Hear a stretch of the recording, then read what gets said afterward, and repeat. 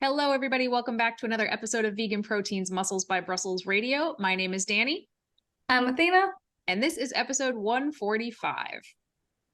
All right. Well, welcome back, everybody. I know that the last episode we did with Athena, you guys loved. I think that was the one we did about relationships, right? Yeah, dating as a vegan. We still are getting comments on like the YouTube version of that like regularly. People really enjoyed that one, even though it had nothing to do with fitness or food or anything like that. But you guys wanted her back, so she's back. And we're going to talk about different vegan stuff today. So today we're going to be talking about all or nothing vegans. Kind of the theme of the month is like that all or nothing mentality. And I know we recorded one about how all or nothing thinking like is harming your fitness progress, but there's a lot of all or nothing vegans as well, where it's like they're all vegan or they're all not vegan, or they're judging people in different ways. And I just thought that would be kind of like an interesting thing to talk about. So yes. What is your, I know that obviously you're 100% vegan and I'm 100% vegan, but like, what is your take on those folks that are like, well, if you took ibuprofen or something for your headache, you're not vegan because it was originally tested on animals? Like, do you know people like that? Not with a medicine usually, but with, I mean, from the internet, yes. Personally, no. But like just going through any comment, yes, they exist and they are everywhere. Personally, if you aren't all vegan, you're not, just kidding. But yeah, I do see that everywhere. But the reality is that even when we are 100% vegan, that is even a misnomer. Yeah. There's no 100% perfect vegan, because the reality is that we cannot buy everything vegan in terms of like tires, cars, unless you can afford it and you have a buck ton of money to buy like a Rivian or a Tesla, because I think both of them are like fully vegan interiors. You know, you kind of just have to give and take and do your best. And that's what I think veganism stands for, is reducing harm overall, doing the best that you can with the limitations that you have. Yeah, but that's my take on that. Yeah, I agree. And I think actually, even though I do know vegans like this who, you know, every little thing they're calling people out for, I don't know, using toilet paper. I've been vegan for 21 years, and it was just this year actually that I learned two major things are not actually vegan. One is most toilet papers have like animal-based glues in them or something. Like what? I did not know that.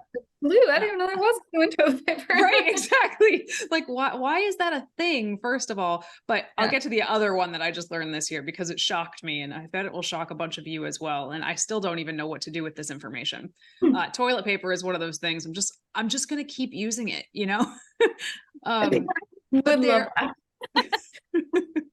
there are people out there who, you know, if they learn something and choose to just like not use toilet paper anymore. I don't exactly know how you'd go about that in real life, but that is entirely someone else's prerogative. But there are people that will like call you out if you are not doing it the absolute perfect way. And personally, I think those are actually usually sort of the talking points of non-vegans. You know what I mean? Like, oh, well, you're not really vegan because animals are killed when they farm crops, so you're not really vegan. And it almost is like an excuse for them to not even bother trying to eliminate animal products in some way from their life. Oh yeah, I completely agree. There are so many non-vegans that come up with so many ridiculous comments or accusations, and I'm like, what? Like, that doesn't even make sense. And most of their arguments, do they not realize, is literally always an argument towards veganism, like the crops, like you just said, like that is an argument for veganism. Who is all the crops going to? Animals. If you didn't know, animals are being fed the crop. We get like a very small percentage of the soy and all the crops that are manufactured. And at the end of the day, we have to take, the lesser of some evils sometimes, and we have to choose, because that's what that we don't have any other option right now. Like, there's mass production of animals in factory farms, and some animals in the crop industry, or in the crops, or I don't even know what that's called. I don't know what that's called. Some of them they're also getting killed. But the bigger issue right now is the animals that are getting killed. We have to, it's a balancing act. But yeah, it's usually always the non-vegans making the craziest accusations, like, grass feels pain too. Yeah. Yeah. Oh, no. That one. I remember realizing like how futile things felt when it occurred to me that like my tax dollars that I pay, that are, taken out of my checks, whatever, like a lot of that goes towards things I 100% don't support. And there's literally like nothing short of just not paying my taxes and going to jail. There's nothing that I can do about it. So it was around that time, because when I was younger, when I was like a teenager and I was vegan, I probably would have like reconsidered toilet paper and what I would have done in that situation. I did try to stop taking any and all medications, because I was like, oh no, this was originally tested on animals. And that was really, really hard. And I believe the definition of veganism is like to not use or exploit animals as much as possible. Oh man, I forget the actual definition. It was like when it's practical, which, that is going to change from person to person, what that actually means. But there are certain things that I just don't think we live in a world where it is possible to be 100% vegan. And I think using that knowledge to either tell somebody else they're not vegan, or not try to eliminate animal products in some way in your life because of that reason, I think is really just a terrible, sort of silly idea. Yeah, I completely agree. I think it's usually an excuse to say like, well, this isn't vegan, that's not vegan, or like, I could never give up this. When the reality is, I say that a lot, but the reality is, the overall goal of veganism, like we both mentioned, is to cause the least amount of harm that we can. But if you're trying to reduce your paying dollars going towards animal cruelty, then you can do that by buying that less, doing little things. When we have the all or nothing mentality, I think people get too wound up and they get overwhelmed, and because it is overwhelming, it's a complete lifestyle change. I think people get extremely overwhelmed and they're like, I could never give this up, so I won't even try. When if we could just make small changes, like, that's still going to benefit the animals and the planet at the end of the day. So yeah. It reminds me a lot of how people actually approach fitness and their diet and stuff like that. They think if they can't be on the perfect plan, then why even bother trying to make a change at all? A lot of people approach veganism the same way. They say, okay, I'm going to go vegan 100% overnight. And they read all the books and they lay out the plans. And then, it's week 1 and they're craving all of the things and they're hungry because, maybe they haven't figured out how many calories they need to eat yet, or things like that. And they're just like, this doesn't work. I can't do this. So I'm just going back completely to what I did before. And I know some people can go vegan like that, but most people can't. I think most people have to sort of move down the line, and we should be supportive of that, even if they're not fully 100% vegan or where we are yet. Like, we should be supporting anybody who's trying to, well, really, we should be supporting anybody who's trying to make any kind of positive change in their life. But certainly I'm especially supportive of people who are trying to reduce like animal suffering in their life. I think it's ultimately like a good thing, even if they're just swapping out their dairy milk for non-dairy milk for like the first month. And then they start, maybe swapping out fish for something else, et cetera, et cetera. Cheese is always the last thing to go though. Yeah, I think that's a really great comparison, because that is very true. A lot of people start a program full on. They start like from 0 training days, 5 training days, to giving up all chips, all candy, all soda, all bread. And then they wonder why they weren't successful. And that's because they follow the all or nothing mentality, which we do not recommend ever with anything. That is a black and white direction to take. I would never recommend it. It doesn't leave any space for thinking or for growth.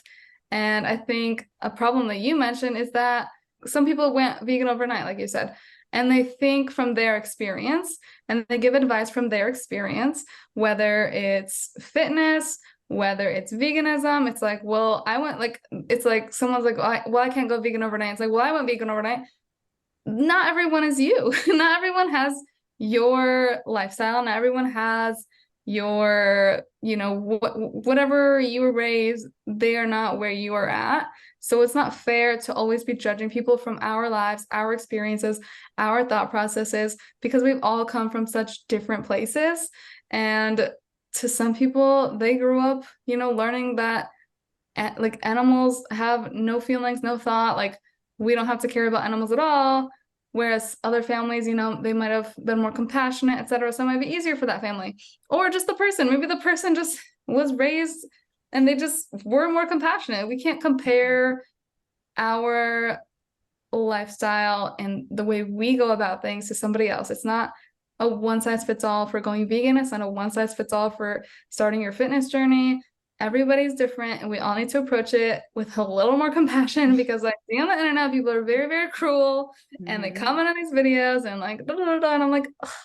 Yeah, people are like that in real life too. That I would say is not just the internet. I see that in my day-to-day life all the time. And it's one of my biggest pet peeves when people say, well, I did it, so why can't you? And it's exactly what you said. It's like, well, because you're not the same person. You're different people. And I see it about not just veganism, not just health and fitness, about all sorts of different things. Well, I got a job doing blah, blah, blah when I was your age. So why can't you? Like, don't even get me started on that conversation. But it's not a fair way to look at things. I have met some people. I can actually use my aunt as an example. I love my aunt. She's one of my favorite people. She wants to be vegan so badly. She loves animals. She is a dog groomer. She's like a rescuer. She like, you know, rescues animals that get hurt in her yard. Like and she could never hurt an animal. I know that. But she also is like a food addict. I mean, I guess that's the best way that I can put it. I mean, I guess we're all kind of food addicts, right? Because we have to eat. But I mean, she absolutely has, you know, people say, oh, I'm addicted to sugar. I'm addicted to that. I don't know if that's 100% real, but certainly like there's a food issue there, you know, like a diagnosable food issue going on. And she feels terrible about it, but she can't get herself to like stop eating these things.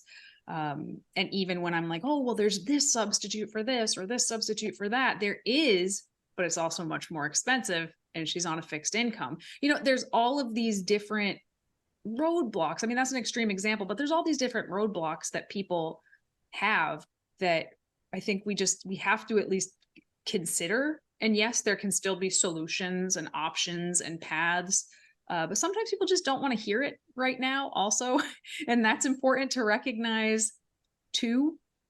You know, like when you're the only vegan in a room, first of all, everybody's going to talk about it and they're all going to expect you to start preaching at them. You know what I mean? Yeah, that's very true. Is that still a thing? Like, do people still think you're going to lecture them? I don't think people think I'm going to lecture them. I don't know. I think it's because I think my attitude is just not very much of a lecturer kind of person. But I think a lot of people, they always bring it up. It's like, they always say like online, like all the vegan, or in person too, but yeah, all vegans do is talk about being vegan. And I never bring it up. It is everyone else. It is literally everyone else saying like, oh, by the way, she's vegan. Or like, they somehow bring it into the conversation. Hey, me, my friend Athena, she's vegan. And I'm like, okay, that is me. But yeah, yeah, people just don't recognize that everyone is coming from different circumstances. In Buddhism, we've practiced like there is a cause and a condition.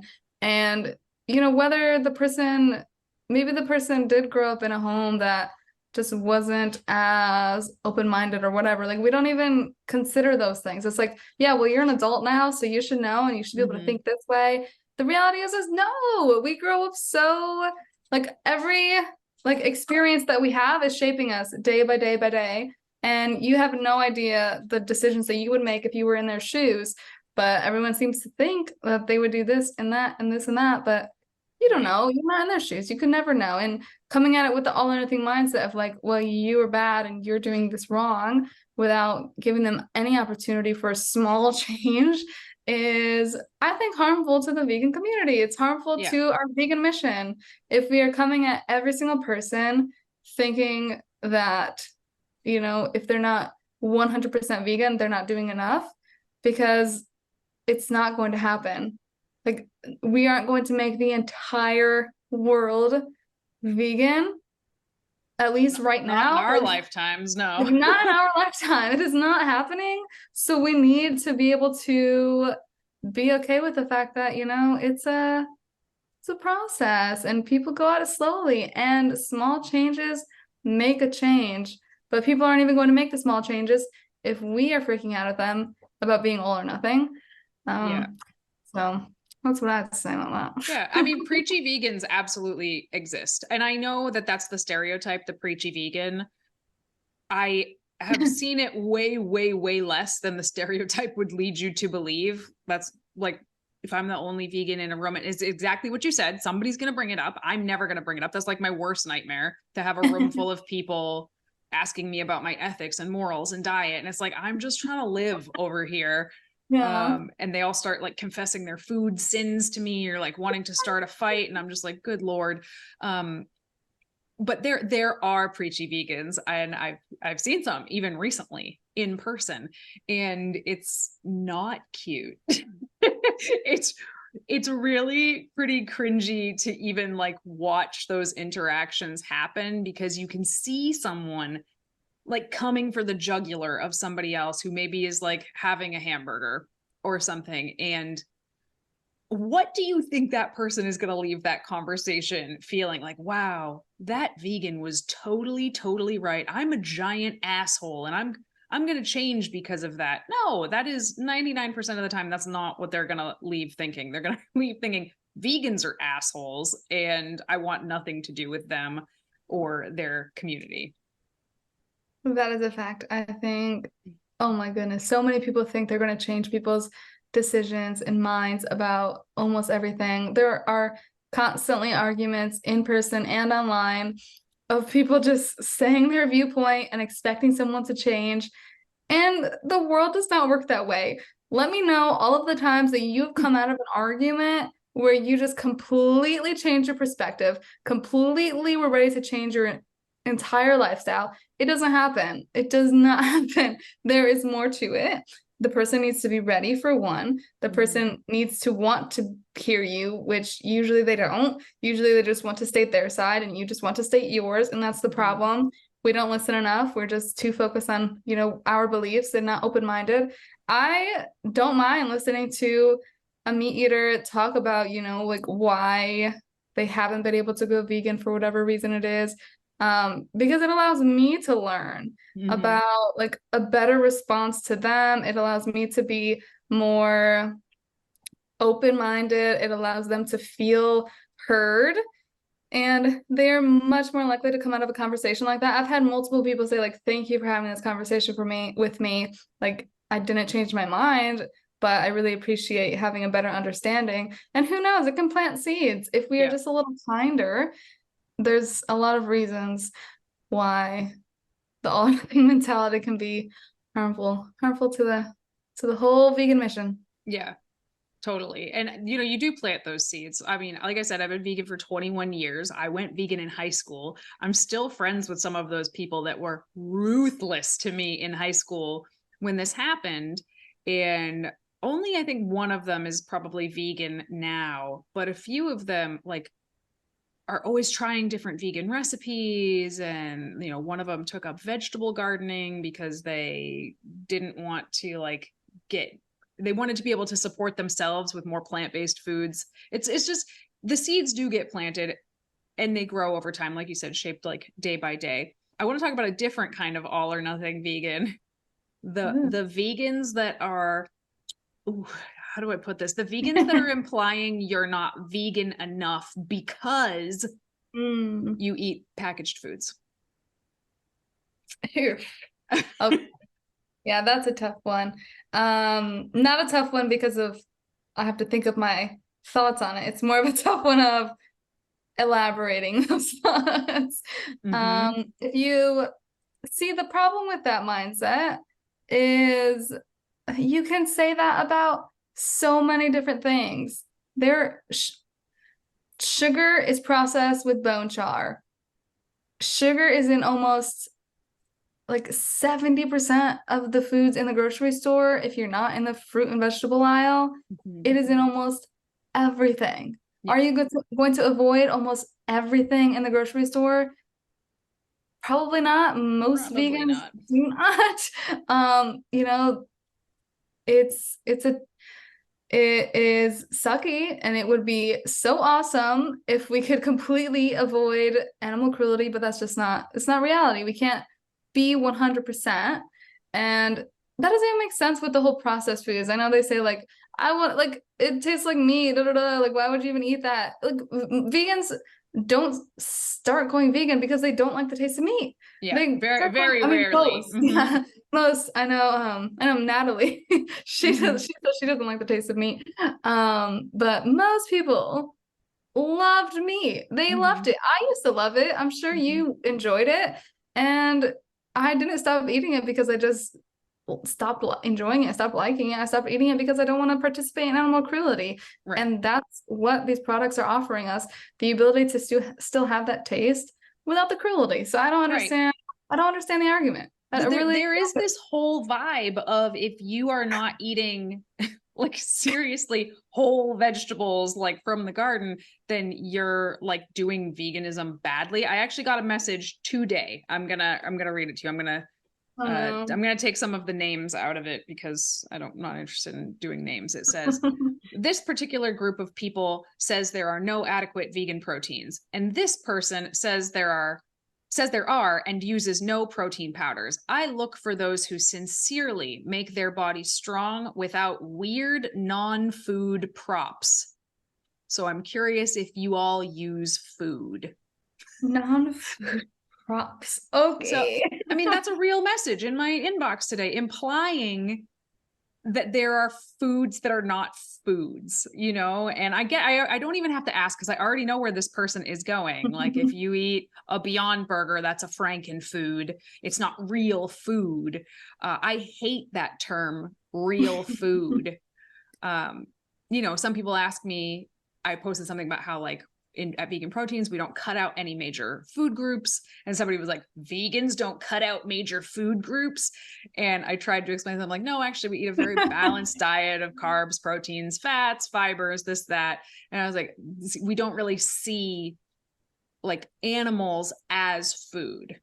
Whatever nutrients you're getting from those foods, we are also getting from other foods, but but where was I going with that? There was a place I was going with that. Yeah, outside of that, like to say that things are not food. Like if you're eating a candy bar, oh, that's not real food. I mean, it is real food. And if it's a vegan candy bar, guess what? It's still vegan. And what's the big deal? Those are the people that really chap my ass. I hate that stuff.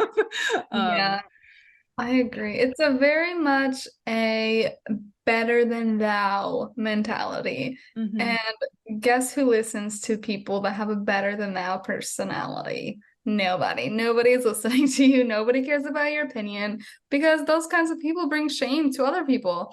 And what does shame make people feel like? Not very good. So how is someone who's not feeling very good going to respond? Not very nicely.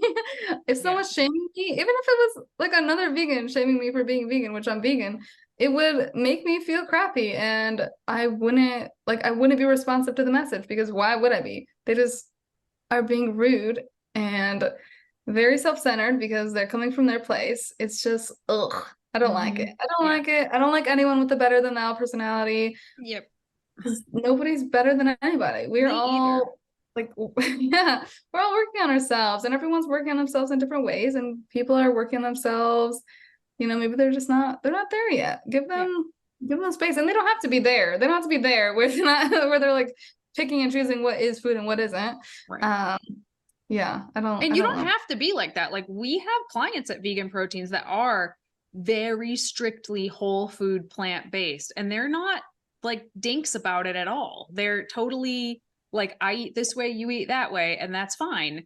And I'm always impressed. I'm like, hey, check out what these people are capable of doing. If you're interested in how to incorporate more whole plant-based foods, like you need to check these folks out. And I don't know. I have seen over the years so many people who, are doing the like, oh, well, you're not vegan enough because you consume oils or, back in the day, thank God this trend died. But there were groups of vegans out there that would shame you if you ate anything that wasn't fruit. Like, Ew, fruitarians. were you're probably, oh my God, I'm about to feel like very old, but you're probably too young to remember the 30 bananas a day craze, right? No, I've heard of it. I've heard of it. Oh God, that was hideous. It was a hideous time. It was a dark time for everybody. I am not gonna lie. I've tried a fruit cleanse in the past for a week, and it was beyond, it was like way before all the information that I know now. So it is not something that I would ever recommend. Yeah. And it was awful. It was so terrible. I had to eat so many bananas, and I absolutely hate bananas. That like I literally gag eating them. It was so gross. And it was like one of the worst weeks ever. So 30 bananas a day, like Yeah. Yeah. But that that crowd was so judgy. And there was also, I think even a little bit before that was the general like raw food crowd, which was once upon a time was, for some reason it became like more popular than regular veganism for a couple of years, like raw food veganism. And man, they were like the judgiest. They'd be like, oh, you're eating cooked broccoli, well, that's toxic for you. And I'd just be like, yeah. you sound like a walking eating disorder, like please stop. You're not helping anybody. I don't know. Yeah, I just no. There are ways to help people. There are ways to guide people without deliberately making them feel bad. I mean, what is your, I guess, take on, like, how do you influence people? If you are trying to influence somebody to maybe adopt a more plant-based lifestyle, like what are some of the ways that you do it? I think one of my favorite ways is definitely through food. I I post photos of like all the cute food that I eat. I don't post my like ugly meals. I post my nice meals and me going out to restaurants, and people love it. Like people comment like, I just want you to know you inspired me to like try this vegan dish, or you inspired me to go to this vegan restaurant. People love food. That is something that we all have like in relation to each other. We all need to eat. It is like something that connects everyone. And I love food. I love to eat. I love it. It's like one of my favorite things. So it is, it just makes me feel good when people like see a post and I'm like, oh, that looks so good.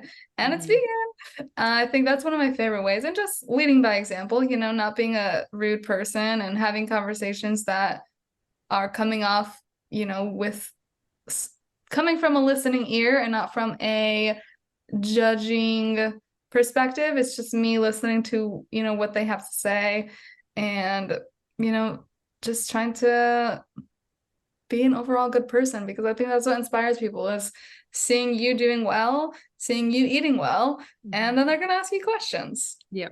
That's exactly what I was going to say. Like the exact same thing. Just live your best life, basically. And when people realize that they're like safe to talk around you about these things, they will. Like once they realize that you're not going to jump down their throat about this or that, they will actually start to ask questions or try things. They'll be much more receptive to try your vegan food if you are kind to them, honestly. And veganism is like an interesting sort of club because we want more people in the club. Yeah. So why do we forget that so often when we're talking to people who are not yet in the club? Vegan bros, the vegan bros back in the day, they're not around much anymore, and they were certainly problematic in their own right. But they had this thing that they would say sometimes, or they would say everybody's a future vegan. And that's like how they viewed things. Like people might not be vegan yet, but they will be, or they could be eventually. And that's kind of like how they would talk to people. And for all of the things that I did not like about those two, it's a long list, but you know, they were really good about how they spoke about people who were not vegan. They did actually have conversations like this a lot. You know, they had conversations, they got roasted quite a bit for talking about honey and how like, just shut up about honey, guys. Just stop fighting about honey, because you're just, why would anybody want to have anything to do with us when we're over here fighting about honey, when there's like much bigger problems than honey. So they had some good points, and this was, you know, 10 years ago. So they could have done something. I like that mindset. Like, yeah, everyone has the potential to be a future vegan. So talk to them like they are, not like, you need to do this, you need to do that. Why are you doing this? It's like, no, there's no change coming from shame. I promise you. I promise.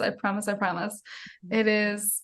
And I think people forget, as long as you are, well, that's the other thing. What's the word? What's the word when, hypocritical. Everyone is hypocritical, because if you are a consumer, if you consume anything in the system at all, and you are not foraging your own food, you know, I mean, even not even that, because you know, you have to get your seeds from somewhere. If you're consuming something, it's probably coming from somewhere that has unethical systems. Like, as much as we can try to do our best, we can't research every single thing that we buy. Your cell phone was probably made in a country where there is, you know, maybe slave labor, maybe child labor, or just really awful labor conditions. Quinoa, rice, beans, it doesn't matter. Like, we have no idea the conditions of what all of our food has come from, or our clothes, or, you know, we can do as much research as we want. But the reality is like, the more you go down the rabbit hole, like, there's always going to be something. You can't completely avoid cruelty as much as we want to. So just remember that you are being hypocritical if you are coming at it with all or nothing mindset, because as much as you can try to do your best, and that's the goal, you know, remind yourself that is the goal, to try to do our best. That's all we can do at the end of the day. And, you know, these people might want to make changes, or maybe they don't, but we have to give them the opportunity to get there by, you know, explaining things in like a nice way. You know, so if you really want to have the conversation with them, you know, ask them like, hey, I saw you posted this steak, would you mind having a conversation with me about it? And if they say no, respect it, maybe they'll come back to it. And if they say yes, then that's your chance. Like, hey, let's talk about this and be nice. But people forget, it's hypocritical to think that we can be 1,000,000% cruelty free, because sadly, that's not the world we live in. I wish it was. I wish things came 100% ethically, but even stuff, you know, you mentioned like quinoa. That's such a great example. Quinoa used to be like, I forget the nation. For some reason, it's escaping me. The nation where most quinoa was grown, that used to be like their primary crop. And then it became so popular that like the people that lived there couldn't afford to eat it anymore, you know? And that's true of a lot of different things. Like, I'm so glad you brought this up. The fact that we are all imperfect. Even if you're a quote unquote perfect vegan, like, are you? Like, who picked your avocados? Was that like, Yeah. was that somebody being paid an unfair wage? Or even when people go out of their way to buy like zero waste stuff, look at the supply chain of your bamboo straw. Where is that coming from? Like, that might not be a perfect system. I follow this girl on YouTube and I cannot recommend her enough. Her channel is called Shell Bizzle. It's a silly YouTube name. Her name is Shelby, and she's vegan. She's definitely like plant-based, but she's more of like an eco person than like an ethical vegan sort of situation. But she talks about the supply chain of so many things that we consider to be like better for the environment or better for this or that. And it's fascinating and it's very, very eye-opening. And it makes me wonder how many people are out there that kind of like know this in the back of the mind. They know the food chain is terrible here. Like, they know it's not good. They know that our clothes are made by like child slaves for pennies. We know that our electronics are made by people jumping out of factory windows. Like, and there's got to be a group of people out there that's just saying like, well, I can't change any of that, so why bother? Yeah. And I mean, it's not my stance. I want to do the best that I can do, but if somebody else has that stance, I mean, that's valid. You know, I can understand why somebody would feel that way, because the systems that we live in do feel very hopeless sometimes. Oh yeah, I completely agree. And on And that there's cheerful note, no, I'm just kidding. and we're done. Just kidding. Yeah, I think maybe it's not about, us making people feel bad for, not being able to be 100% ethical. It's just pointing out that we can't be 100% ethical, and people forget that, especially the all or nothing vegans. People forget, that they are not perfect. And believe it or not, you're not perfect. None of us are. It's impossible. We can't be. We're all perfect in our own ways, but we are perfectly imperfect, and all we can do is, our absolute best. But as consumers, we can research as much as we want, but nobody's researching every single thing they buy in the grocery store. It's just not happening. Nobody's researching. Yeah, All and the it really makes me feel like, it's unfortunate that we put so much burden on the consumer to make all the best choices possible, when really we should be holding these corporations' feet to the fire and saying, you need to change the way you do business.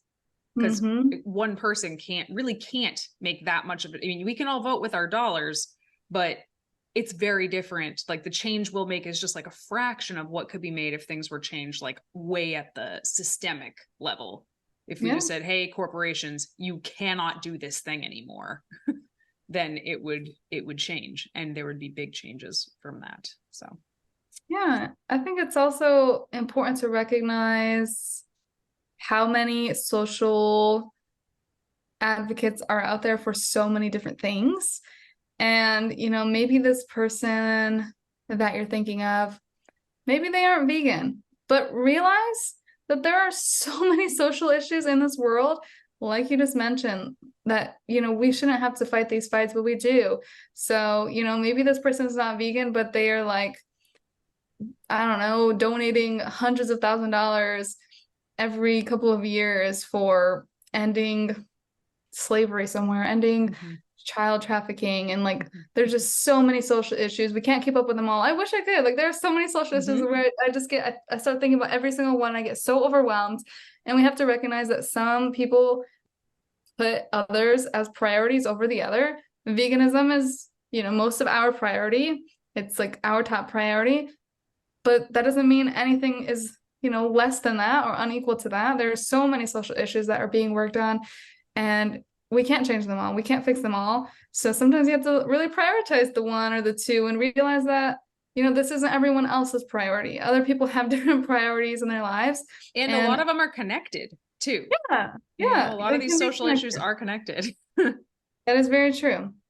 And any reduction in animal cruelty is a win for us. Remember that when you're talking to these people, any form of reduction. You know, if a person says, I could never be vegan because I can't stop eating cheese, then stop eating everything else but cheese. Right. And don't shame them for it. Like, if Mhm. they're giving everything up except for Mhm. cheese. Yeah, you might think it's weird. Like if that was me, I might be like, huh, weird Yeah. hill to die on. I don't get it. I don't understand it, but it's not my life, you know? So We don't have to understand.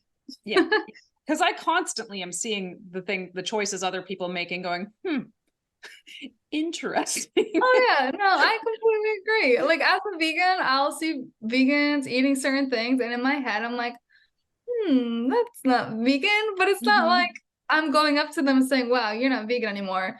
If we have that mindset, which I mean, I think that's something to talk about, is the word vegan, because what vegans usually define it as is a person who does not eat meat for animal to end the suffering of animal cruelty. That is, you know, what we consider as vegan. And then we consider plant-based the people who are doing it more for the Like environmental reasons or the health reasons, not really for the animals, but people just use them interchangeably. Yeah. And the plant-based people, they're usually a little more lenient. They're a little more lax. They'll have whatever they want here and there. Whereas the vegans are typically very much more strict, if we're using that lingo. And I think that's where there's a big disconnection, because I think people just use the words interchangeably. And I think, I mean, it can be, I think as a vegan, it can be a little like you said, is that vegan? But at the end of the day, we have the choice to, keep that in our heads. We don't have to say everything that we think out loud. Like, I don't have to call you out for doing something, because you're doing more than so many other people. Even if you're just doing meatless Mondays, you're being a part of the change. It's like, it might be a smaller change than. I think the only thing that I struggle with, and I know I've made podcasts about this, so I know I struggle with this, is ex vegans. Yeah. That always throws me, because I'm like, come on, dude, like, yeah, you know better. I know you know better. You know better. So I don't know. I guess I could work on that, but that's where I'm at. So. But I mean, no, I'm there with you 1000%. It's very, very frustrating. And I think it's important to realize, I think even like talking about this, it makes me realize, like, I could also do better, like, with my, compassion towards other people and the decisions that they make. And it sucks, because a lot of I think what usually sucks is because when an ex-vegan when an ex-vegan stops being vegan, they usually start talking about all the reasons why they stopped being vegan. And that's usually the triggering point of like, well, I felt like crap, and it's like, okay, well, I saw all her meals and she was eating completely raw, so that kind of makes sense. She was probably starving. Or like, I just couldn't anymore because whatever the reason is. And I think it can be very triggering, because we know that you can live a very healthy and sustainable life as a vegan. So I think that's the triggering point usually. And it's just, it can be just hurtful, because like, as vegans, it is a community, and it feels like we are all connected. So it can be really sad when someone kind of leaves on that note of like, yeah, just kind of, I'm not with it anymore. But it is something that I think we could all work on, and just being a little more accepting, because at the end of the day, they're still probably going to be eating less meat than most people. I would presume most people that I've seen, at least. I've seen some people just go like full keto right afterwards. And I'm like, okay. And when I see that, this is like a side note here. When I see somebody that bounced from like juice cleanses to raw food diets to intermittent fasting to now they're not vegan, but now they're keto. It pisses me off when I see it, but also I do have empathy. This person is suffering. This person is grasping at straws and trying everything for whatever reason. Maybe it's for weight loss. Maybe they really do feel like crap. Maybe they have a condition they're trying to cure. They're trying everything that they can. They might be not trying them very well. But whenever I see somebody just bouncing all over the place like that, I just assume that they are really struggling. And that helps me find some empathy in that situation. I think that's fair. And I agree with that. And yeah, I mean, it's a sucky situation. We don't like to see the vegans go, but it is important to just focus on, if we can't eliminate all the violence, we can just try to reduce it. That's the mission. As vegans, we just want to reduce it. And having the mentality of all or nothing is just, it's harmful. It sucks. It's not helpful. All right, I think we've said all we could say on this topic, so I'm going to go ahead and wrap us up here. All right, everybody. Thank you so much for tuning in to another episode of Vegan Proteins Muscles by Brussels Radio. If you have any questions that you want answered on the podcast, you can find us on Facebook, Instagram, YouTube, and you can always email us, coach@veganproteins.com. And if you are interested in any kind of one-on-one vegan fitness or nutrition coaching, there is an application right at veganproteins.com. Click the button, fill it out, and you will hear from us right away. Once again, my name is Danny. I'm Athena. And we'll talk to you soon.